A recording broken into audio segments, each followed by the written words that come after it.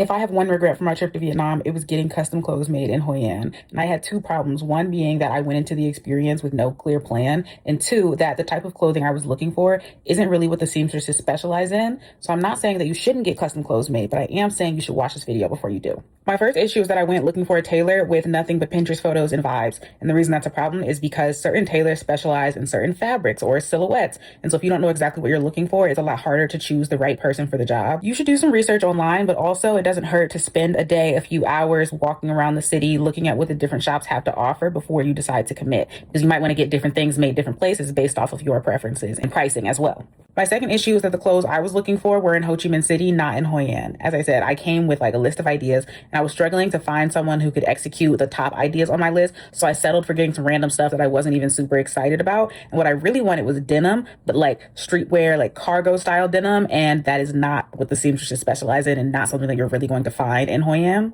And if I could give recommendations for what is worth getting custom, unless you have like a very specific vision in mind, I would stick to some nice linen or silk basics because you can get very high quality and affordable options in those categories. And also the leather goods, which is something that I wish I had explored a little more. If I had the luggage space, I would have got a nice shoulder bag or like a leather backpack or something because some of those shops looked really nice. I'm choosing not to show the items that I didn't like or mention the tailor that I went to because I don't want to badmouth them. Like it really had more to do with my unrealistic expectations that I didn't like my final product. But there were a couple items that I did like. I got this silk top and pants made. I knew I wanted a pair of black pants, and animal print is a neutral in my book, so I do consider this wrap top a basic.